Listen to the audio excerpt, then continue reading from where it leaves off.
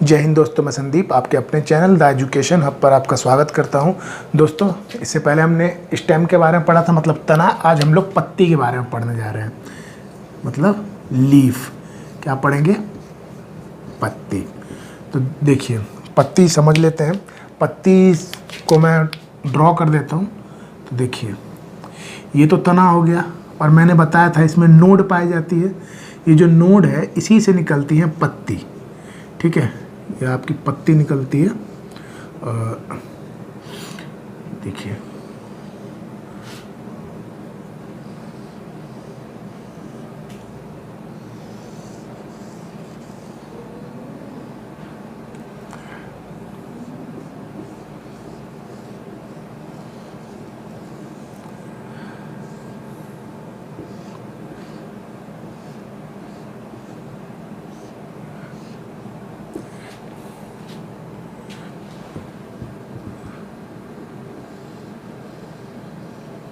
तो ये क्या हो गई? आपकी पत्ती हो गई। तो अब समझिए, पत्ती का जो ये पत्ती हो गई, इस वाले हिस्से को, इसको कहते हैं वृंत। क्या कहा जाता है? वृंत। वृंत या इंग्लिश में पेटियोल। क्या कहा जाता है? पेटियोल कह लीजिए, वृंत कह लीजिए। तो ये वाला हिस्सा क्या कहलाता है? वृंत। वृंत क्या काम करता है? पत्ती को मतलब ऊपर की ओर रखता है। ऊपर की ओर मतलब किस तरफ? जिधर सूर्य का प्रकाश रहता है उस तरफ रखता है। वृंत का काम यही है, पत्ती को ऊपर की ओर रखेगा। और यही वृंत आगे जाके थोड़ा सा पतला हो गया, तो इसको कहते हैं मिड रीब। क्या बोला जाता है? मिड रीब। मिड रीब। मिड रीब कहिए, मेन वेन कहिए, मतलब मध्य सिरा। इसको क्या कहा जाता है? मध्य सिरा। सिरा या फिर मेन वेन कह लीजिए। और ये जो है, ये है, इसको कहते हैं वेन। इसको क्या कहा जाता है? वेन यानी सिरा। इसको क्या कहा जाता है? सिरा। और इसमें से जो ये छोटा सा निकल रहा है, इसको कहते हैं स्मॉल वेन। स्मॉल वेन मतलब छोटा सिरा। इसको क्या कहा जाता है? छोटा सिरा। और आप ये जो देख रहे हैं, ये किनारे पे ये जो चीज़ें हैं, इसको कहते हैं मार्जिन। क्या कहा जाता है इसको? मार्जिन। और ये जो लास्ट में ये है, इसको कहा जाता है एपेक्स। इस कोने को क्या कहा जाता है? एपेक्स। इसको क्या कहा जाता है? एपेक्स। तो ये वाला हिस्सा जो पत्ती को उठा के रखने का काम आता है, वो क्या कहलाता है? वृंत या पेटियोल। पेटियोल।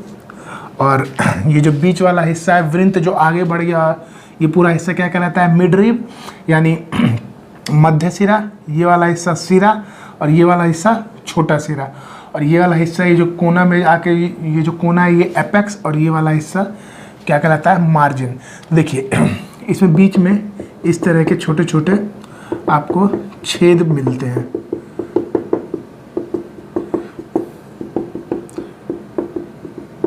इस तरीके के, और कुछ धब्बे भी मिलते हैं। जो धब्बे मिलते हैं वो क्या होते हैं? वो क्लोरोप्लास्ट होते हैं। क्या होते हैं? क्लोरोप्लास्ट। उसी के अंदर क्या पाया जाता है? क्लोरोफिल पाया जाता है, जो किसका काम करता है? प्रकाश संश्लेषण, फोटोसिंथेसिस के काम आता है। और ये जो छोटे छोटे होते हैं, छोटे छोटे छेद होते हैं, इसको कहते हैं स्टोमेटा। स्टोमेटा मतलब रंध्र। क्या कहा जाता है? रंध्र कहा जाता है। तो ये पत्ती हो गई। अब पत्ती का काम क्या है? तो पत्ती का काम क्या है? पत्ती जो है वो क्या करती है? प्रकाश संश्लेषण का कार्य करती है। किसका काम करती है? प्रकाश संश्लेषण का कार्य करती है। और ये जो रंध्र है, देखिए, रंध्र भी तो पत्ती का भाग है, या तो आप कह लीजिए रंध्र या पत्ती। तो इसका काम क्या है? ये जो रंध्र है, ये यही मतलब क्या करता है? प्रकाश संश्लेषण का काम करता है। पत्तियाँ प्रकाश संश्लेषण का काम कर रही हैं, और ये गैसों का विनिमय करता है। विनिमय का मतलब क्या? एक्सचेंज, आदान प्रदान। तो ये क्या करता है? CO2 लेता है और ऑक्सीजन छोड़ता है। क्या करता है? CO2 लेता है और ऑक्सीजन को छोड़ता है। और यही जो रंध्र है, ये काम और करता है। क्या काम करता है? ये वाष्पोत्सर्जन का काम करता है। वाष्पोत्सर्जन का मतलब क्या? वाष्प का उत्सर्जन करता है। वाष्प का क्या करता है? उत्सर्जन करता है। देखिए, जो पेड़ जो है, जो जल का, जो मतलब ज़मीन से जो पानी लेता है, तो जो अतिरिक्त जल होता है, किसी भी चीज़ का अतिरिक्त जो होता है, उसका उत्सर्जन, उसको मतलब अतिरिक्त अतिरिक्त ही उत्सर्जन कहलाता है। अतिरिक्त हिस्सा क्या कहलाता है? उत्सर्जन। तो ये क्या करता है, जो पानी होता है उसको वाष्प के रूप में, जो अतिरिक्त जल होता है उसको वाष्प के रूप में उड़ा देता है। यही वाष्प जो है ऊपर जाकर बादल का रूप ले लेते हैं। तो वाष्प का क्या करता है? उत्सर्जन कर देता है। इसका तो रंध्र क्या काम कर रहा है? वाष्प का उत्सर्जन कर दे रहा है।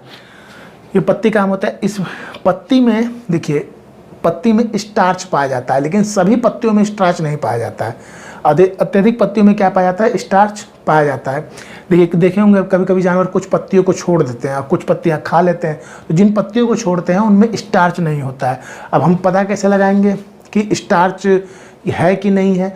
तो स्टार्च पर आयोडीन छिड़क के पता लगाया जा सकता है। जब स्टार्च में आयोडीन छिड़का जाता है तो स्टार्च बोल रहा हूँ, पत्तियों में स्टार्च है कि नहीं है उस पर आयोडीन छिड़क कर पता लगाया जा सकता है। जब पत्तियों पर आयोडीन छिड़का जाता है तो अगर स्टार्च होगा तो वो वैसा रहेगा, अगर नहीं होगा तो उसका कलर बदल जाता है। पत्तियों का कलर क्या हो जाता है?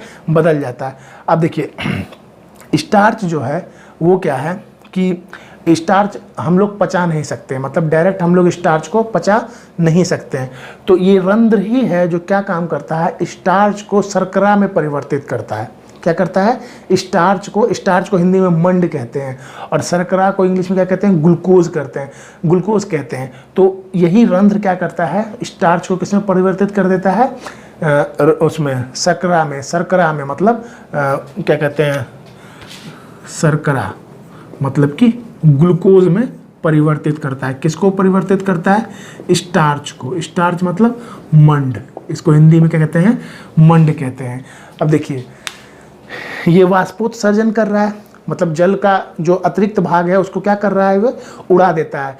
तो यही जो क्या कहते हैं, जल है, वो जो वाष्प है वो ऊपर जाके बादल का रूप ले लेता है। यही कारण है कि जहाँ ज़्यादा पेड़ होते हैं वहाँ वर्षा क्या होती है? अधिक होती है, और जहाँ कम पेड़ होते हैं वहाँ पे वर्षा कम होती है। तो जहाँ ज़्यादा पेड़ होंगे तो वाष्पोत्सर्जन ज़्यादा होगा, तो बारिश होगी। जहाँ पेड़ नहीं होंगे तो वाष्पोत्सर्जन होगा नहीं, वाष्पोत्सर्जन नहीं होगा तो बारिश नहीं होगी। तो ये क्या हो गया? पत्ती हो गया। अब देखिए, पत्ती को भी बांटा जाता है। तो देखिए कैसे बांटते हैं पत्ती को।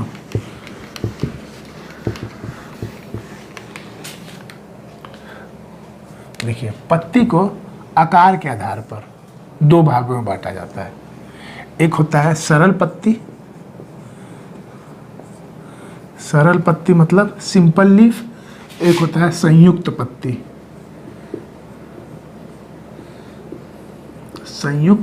पत्ती मतलब कंपाउंड लीफ। अब सरल पत्ती कौन सी होती है? तो देखिए, जिसका मार्जिन जो है वो सीधा होता है। मार्जिन अभी मैंने आपको बताया था, ये देखिए, ये क्या है? मार्जिन। तो मार्जिन जिसका क्या है? सीधा है, तो वो क्या कहलाई? सरल पत्ती कहलाई। और जिसका मार्जिन क्या हो? कटा पिटा हो। देखिए इस तरीके से, जिसका मार्जिन क्या हो? कटा पिटा हो। जिसका मार्जिन क्या हो? कटा पिटा हो, वो क्या कहलाता है? संयुक्त पत्ती। तो मार्जिन किसको कहते हैं? इस वाले हिस्से को। तो ये क्या है? सीधा सीधा है, तो ये कौन सी हो गई? सरल पत्ती हो गई। तो इसका उदाहरण कौन सा हो गया? जैसे आम हो गया और पीपल का पत्ता हो गया, पीपल का हो गया। तो ये कैसे हैं? ये सरल पत्ती है। और संयुक्त पत्ती में जैसे देखिए, गुलाब का पत्ता हो गया और नीम का पत्ता हो गया। तो ये कैसे हैं? संयुक्त पत्ती है। इनके जो पत्ते होते हैं इनका मार्जिन कैसा होता है? कटा पिटा होता है, गुलाब और नीम का। और सरल पत्ती का जो पत्ता होता है कहता है उसका मार्जिन कैसा होता है? सीधा सीधा होता है, जैसे कि आम और पीपल का पत्ता। चलिए, इसको पत्ती को, ये तो आकार के आधार पर थे। किसके आधार पर थे? आकार के आधार पर। सिरे के आधार पर भी इसको दो भागों में बांटा जाता है। सिरा मतलब वेन, जो वृंत का ही आगे वाला भाग होता है। तो सिरे के आधार पर एक होता है एकांतर पत्ती मतलब पैरेलल लीफ, और एक होता है जालिकावत। क्या होता है? जालिकावत। तो देखिए, एकांतर पत्ती जो है उसका जो सिरा होता है वो बिल्कुल सीधा होता है, जैसे, और इनकी पत्तियां जो क्या होती हैं वो लंबी लंबी होती हैं। पत्तियां कैसी होंगी? लंबी होंगी, और इसका सिरा जो है वो क्या होगा? सीधे सीधे होगा। जैसे कि ये मान लीजिए पत्ती है, ये पत्ती है और ये हो गया सिरा बिल्कुल, और ये सिरा ऐसे सीधा सीधा होगा। ये क्या होगा, जो सिरा होगा उसका क्या होगा, सीधे सीधे होगा। तो ये होती है एकांतर पत्तियाँ। उदाहरण के रूप में जैसे केले का पत्ता, इसका जो आपने देखा होगा केले के पत्ता में इसका जो सिरा क्या होता है, सीधा सीधा होता है। तो केले के पत्ता का क्या होता है, सीधा। और जैसे मकई का पत्ता, मक्का का पत्ता, गेहूं, धान, जो इनके पत्ते होते हैं वो कैसे होते हैं, वो उसके जो सिरा होते हैं वो कैसे होते हैं, सीधे सीधे होते हैं। तो क्या कहलाते हैं, एकांतर पत्ती कहलाते हैं। और जाली कावत में क्या होगा, इसका जो सिरा होगा वो क्या होगा, जाली नुमा होंगे, मतलब जाली टाइप में, जिग जैग टाइप में होंगे। तो जैसे देखिए ये पत्ती है और इसका जो सिरा है देखिए ये इस तरीके से, इसमें से एक ऐसे इस तरीके से ऐसे निकला रहेगा। तो ये क्या हो गए, जाली नुमा हो गए। तो जिगजैग टाइप में, तो ये कैसे होते हैं, जाली कावत होते हैं, जिनके पत्ती जो होते हैं जिगजैग टाइप में, सिरा जो होता है जिगजैग टाइप में होता है, और ये क्या कहलाते हैं, जाली कावत कहलाते हैं। तो इसका उदाहरण क्या हो गया, जैसे आम हो गया, जामुन हो गया। और इनकी पत्तियां जो होती हैं वो छोटी होती हैं। इनकी जाली कावत पत्तियां कैसी होती हैं, छोटी होती हैं। और एकांतर पत्ती कैसी होती है, बड़ी होती है। तो जिनकी पत्तियां बड़ी होती हैं तो इनका जो बीज होता है वो एक बीज पत्री होता है। कैसा होता है, एक बीज पत्री। और जिनके जो जाली कावत पत्तियां होती हैं उनके जो बीज होते हैं वो द्विबीज पत्री होते हैं, द्विबीज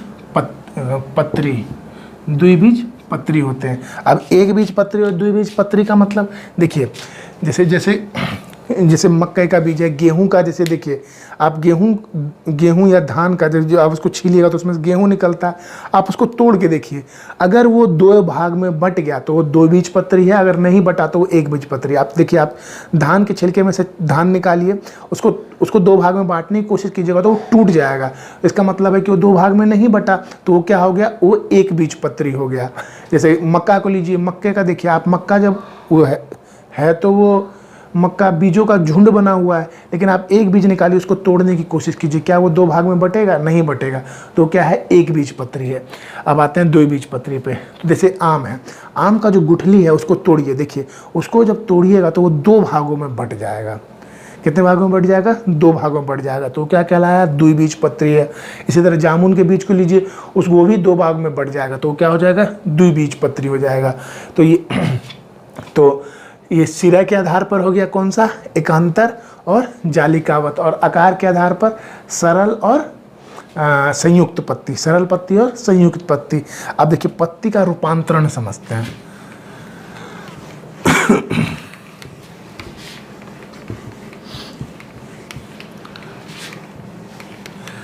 देखिए पत्ती का रूपांतरण समझिए। देखिए मरुस्थलीय क्षेत्र में पत्तियां क्या होती हैं, वो जो है अपनी ऊष्मा को बचाने के लिए, मतलब वाष्पोत्सर्जन ना हो उसको बचाने के लिए, और जानवर उसको ना खाएं, वो क्या करती हैं, कांटे का रूप ले लेती हैं। किसका रूप लेती है, कांटे का रूप ले लेती है। तो जो कांटे का रूप ले लेंगी तो वो क्या हो जाएंगी, मतलब उसको ना तो जानवर खा पाएंगे, और कांटे का रूप ले ली तो छेद बंद हो गए, मतलब रंध्र बंद हो गया।